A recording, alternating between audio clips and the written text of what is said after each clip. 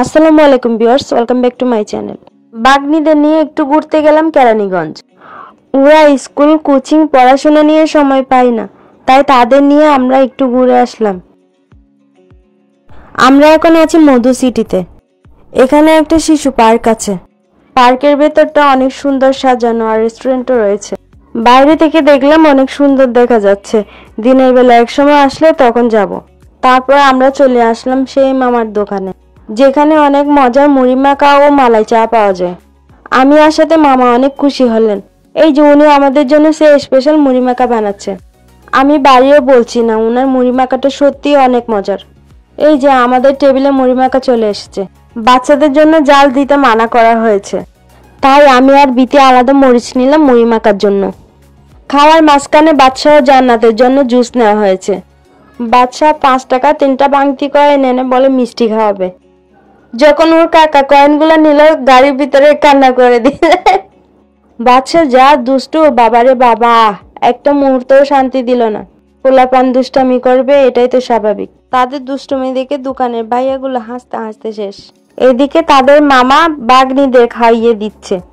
প্রথমে বিতি, তারপর জান্নাতকে। জান্নাত চেয়ারে বসে খেতে পারছিল না, তাই ওকে টেবিলের উপরে বসাই দিয়েছে। নুহার সাথে ভিডিও বানালে জান্নাত নাকি কান্না করে। এখন থেকে জান্নাতও আমাদের ভিডিওতে থাকবে। ওরা আসলে আমরা আরো খুশি। ওদের পড়াশোনার ফাঁকে ফাঁকে ফ্রি সময়ে আমাদের সাথে থাকলে আমরা আরো খুশি হব।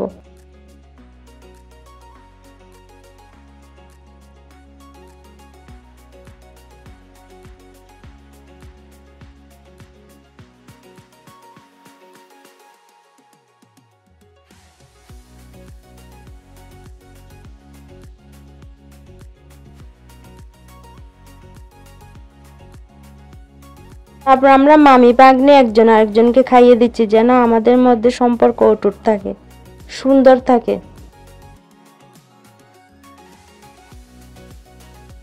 তারপর আমাদের সেই গুড়ের মালাই চা চলে আসলো। এই মালাই চায়ের কথা কি বলবো, এক কথায় অসাধারণ।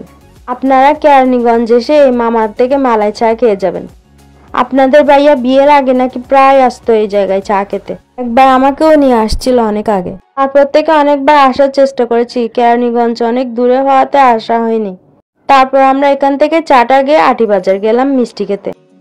প্রথমে নিলেন 1 কেজি, তারপর হবে না দেখে আরো ½ কেজি নিলেন।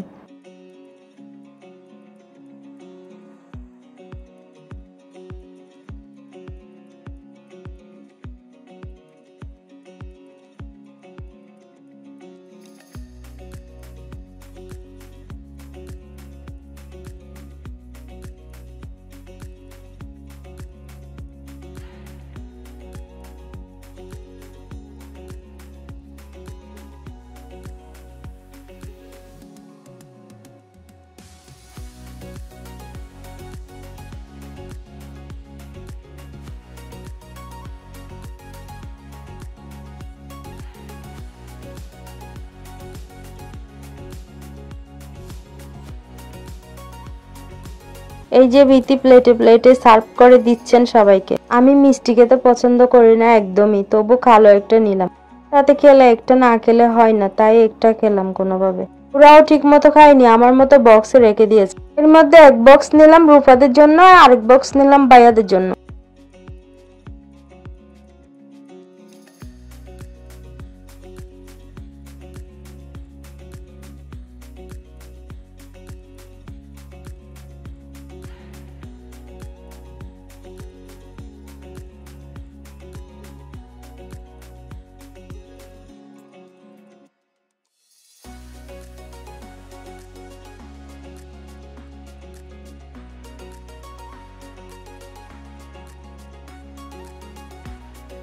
আমার খাওয়ার ভাব দেখে বিতি বলল, মামি খাও না কেন, লজ্জা লাগে। তারপর আমরা খাওয়া দাওয়া শেষ করলাম। বিতি এদিকে প্যাকেট করছিল বাসার জন্য। তারপর প্যাকিং শেষে আমরা অটো নিয়ে চলে আসলাম বাসার উদ্দেশ্যে। ভিডিওটি যদি আপনাদের ভালো লেগে থাকে তাহলে লাইক, কমেন্ট, শেয়ার করবেন।